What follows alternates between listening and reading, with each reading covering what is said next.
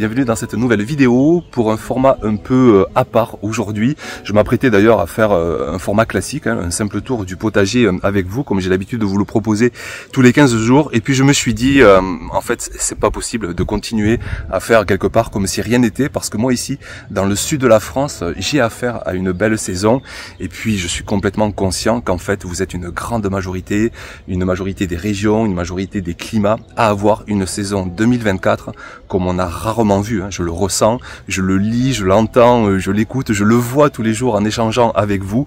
Vous êtes extrêmement nombreux à avoir à la fois un excès de pluie, un excès de froid, un excès de maladie, un excès de limaces et au contraire pas assez de soleil, pas assez de chaleur, pas assez de bonne humeur du coup, parce que forcément vous êtes impacté. Moi je sais que le soleil c'est ma première vitamine. Si j'ai 2 jours, 3 jours de gris, je commence à avoir une mine qui commence à être déconfite. Et si ça continue encore plus, vraiment, je suis de mauvaise humeur. Et quand je sais que sur notamment une grande partie nord, ça fait des semaines, ça fait des mois que vous n'avez pas de soleil, que tous les jours, vraiment, je le sais tellement à quel point comment dire, j'absorbe un petit peu vos commentaires depuis ces mois derniers.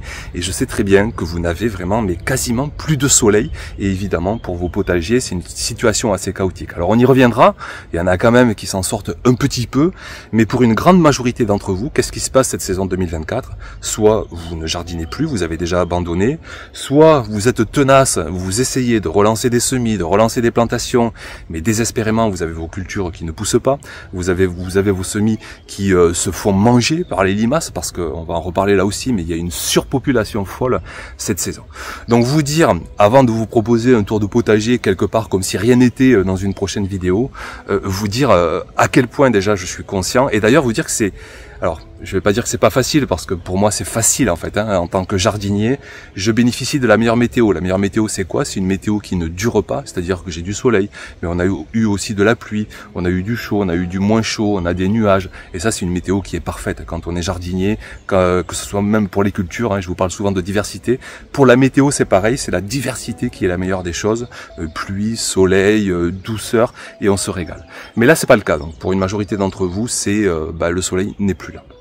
Donc c'est facile en tant que jardinier, c'est difficile en tant que créateur de contenu, parce que de créer du contenu pour lequel on aspire, les gens, enfin on a envie que les gens nous suivent, partagent cette passion, se plongent eux aussi dans leur potager, mais là c'est se plonger dans le mauvais sens du terme, c'est-à-dire ils vont plonger dans l'eau, mais ils vont pas plonger dans la passion du potager, et on se sent un petit peu seul, presque quelque part on s'en veut en janvier, février, mars, avril, d'avoir poussé les gens à semer, à s'investir dans le potager pour des résultats qui sont parfois mais au néant, qui sont à zéro, alors que c'est quand même des dépenses. Je suis le premier à le dire, le potager n'est pas gratuit, il faut du temps, il faut de la place, il faut de l'investissement, il faut des graines, il faut des paillages, il faut du matériel, il faut de l'outillage. Tout ça n'est pas forcément gratuit, même si on arrive à se trouver des systèmes de débrouille. Donc, qu'est-ce qui se passe cette saison? Eh bien, clairement, en fait, toute la partie nord, alors les littoraux sont un petit peu moins exposés, il fait un peu moins froid, mais toute la partie nord a un excès fou de pluie, a un déficit fou de chaleur, de soleil, et je le vois, enfin, vraiment, c'est assez dingue, mais vous êtes, je pense, 80-90% à avoir quasiment des résultats à néant. Alors, il y en a quelques-uns qui s'en sortent, les jardiniers qui ont de l'expérience, qui arrivent notamment à faire des cultures qui demandent moins de soleil. Je pense aux petits pois, aux mange-tout, celles que vous voyez en début de saison par chez moi, les laitues, les fèves, puis aussi en fait tout ce qui n'est pas tomate, les haricots, même les carottes.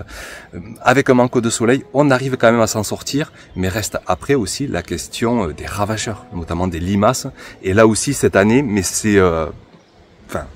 je sais, on entend parler d'autorégulation, qu'on met un petit peu de bière, ou qu'on met un petit peu de paillage magique piquant, ou qui va les faire fuir. Mais là il faut jouer franc jeu, avec des conditions pareilles, notamment si on paille, qu'on travaille pas trop le sol, qu'on n'a pas eu trop de fortes gelées négatives en hiver. on se fait démonter, on se fait démolir le potager par les limaces. C'est un truc de malade. Moi, le premier aussi, j'ai eu beaucoup d'escargots. Bon, mais pareil, j'ai pas trop été impacté. Franchement, j'ai eu très peu de pertes. Mais alors là, mais vous êtes presque une majorité, on va dire. Mais à peine vous avez semé, à peine vos semis de haricots, de carottes sortent, mais tout se fait dégommer. C'est la dégommadade. Je sais pas comment dire. Mais alors là aussi, ceux qui s'en sortent, c'est ceux qui vont comme moi investir dans du terreau, semer sous abri, faire des godets, éviter le ravage complet par les limaces. Mais pour beaucoup, les limaces ont mis fin à la saison 2024, quel que soit, là j'insiste, je me permets de dire ça, mais quel que soit le remède magique, parce qu'à mon sens, il n'y a pas trop de magie au potager. Enfin, il y a une magie par l'attention qu'on met à son potager, mais il n'y a rien de simple, il n'y a rien de tout fait. Il n'y a pas un remède miracle qui va mettre fin à un problème de limaces.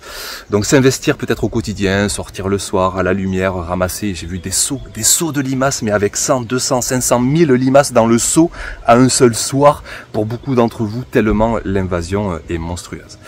Donc, manque de soleil, excès de pluie, excès de limaces, parfois un manque d'expérience, vous savez, le potager, notamment sur YouTube, moi je le sais parce que je travaille dans ce métier, je crée du contenu, je sais que c'est aussi le cas pour les revues.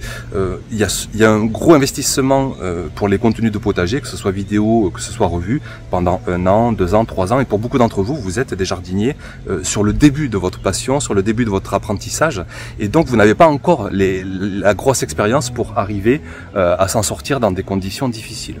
Donc vous manquez parfois aussi d'expérience, vous manquez parfois d'équipement aussi. J'ai vu que ceux qui s'en sortent ont notamment une serre. C'est vrai qu'une serre, ça va changer la donne. Vous allez augmenter la température, vous allez vous protéger de la pluie et vous allez pouvoir du coup avoir des résultats. Ça, pour discuter avec beaucoup d'entre vous.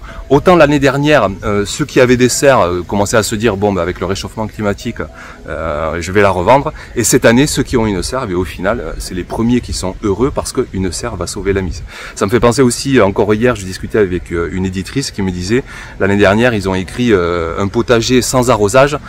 Cette année, loupé. C'est vrai que cette année, en fait, on est dans un contexte un peu inattendu. On s'attendait à avoir une année encore plus chaude, encore plus sèche que l'année précédente. Moi, je sais que l'année dernière, par exemple, combien m'ont dit te plains pas d'avoir chaud parce que c'est l'année la plus chaude, mais c'est l'année la moins chaude des années à venir. Bon, loupé, cette année, il fait bien moins chaud que l'année précédente. Après, attention, à nuancer au niveau mondial, au niveau climatique général. On va pas se zoomer là sur la météo de notre petit pays.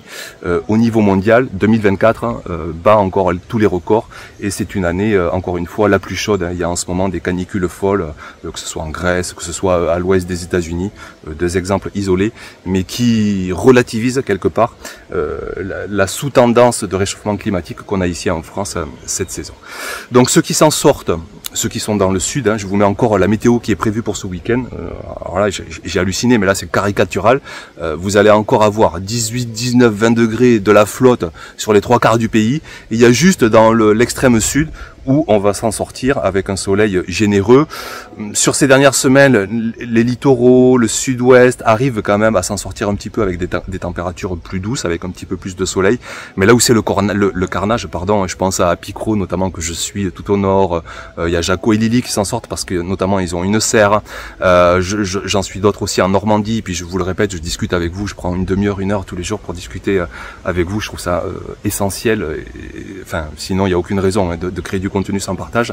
Et vraiment, voilà, je ressens comme une carte météo-climatique du pays. Et en gros, à part le sud et voire même l'extrême sud où on se régale cette saison, tout le reste, c'est un carnage, c'est un drama, c'est une situation désastreuse cette année. Donc, quoi vous dire, ne lâchez pas l'affaire. Déjà en juin, vous pouvez encore lancer des semis en espérant évidemment que la situation s'améliore. Je pense à des semis de courgettes, à des semis de concombres, à semer encore quelques laitues si vous en voulez en plein été. Pour les tomates, ça commence à être tard. Pour les cultures d'été, ça commence à être tard. Mais après, vous avez le potager d'hiver qui s'invite aussi à vous.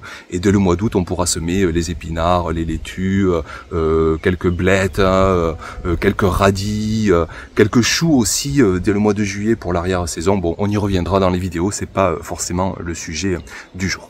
Donc, voilà ce que je voulais vous dire pour aujourd'hui, juste que j'étais à la fois conscient, et puis quelque part qu'on partage ça ensemble, même si je suis pas le premier concerné, mais en tant que créateur de contenu, je suis complètement concerné parce que je vous dis, ça fait des semaines, ça fait des mois que je peux pas publier une vidéo, que chaque fois j'ai quelque part une petite appréhension. Encore la dernière, comment j'ai réussi mes patates, j'en suis tellement heureux, j'ai appris tellement de choses, mais je me suis dit, mais les gens vont vraiment en avoir rien à faire parce que eux ils vont même pas récolter de patates en fait cette saison.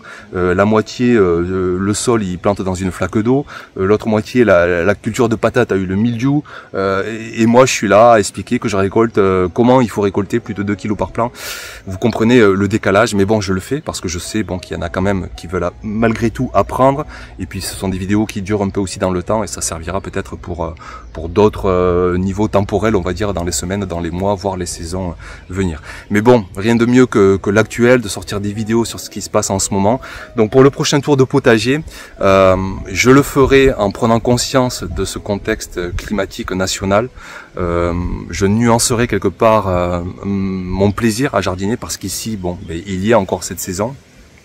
Je vous montrerai quand même encore plein de choses parce que je me régale de faire ces tours de potager pédagogiques en parlant des enchaînements de culture, des associations, du sol, de l'humidité, tellement de choses que je me régale en faisant le tour avec vous, en découvrant les cultures, comment ça se passe à un instant T. Donc ça viendra d'ici fin de semaine, un nouveau tour du potager, vous allez voir comment il se transforme après le potager de début de saison où il y avait tous les petits pois, les fèves, les blettes, etc. Tout continue d'évoluer. Donc voilà ce que je voulais simplement partager avec vous. J'ai envie de dire force, courage et ténacité. Essayer de tenir le coup, de relancer peut-être un potager pour cet été, pour l'hiver qui arrive. Et puis on repart au charbon, on repart au combat pour la saison prochaine, pour essayer de faire une belle saison 2025. Allez, on se retrouve dans les commentaires. Je pense qu'il y aura pas mal de réactions, on en discutera. Et puis à très vite donc pour une prochaine vidéo. Ciao!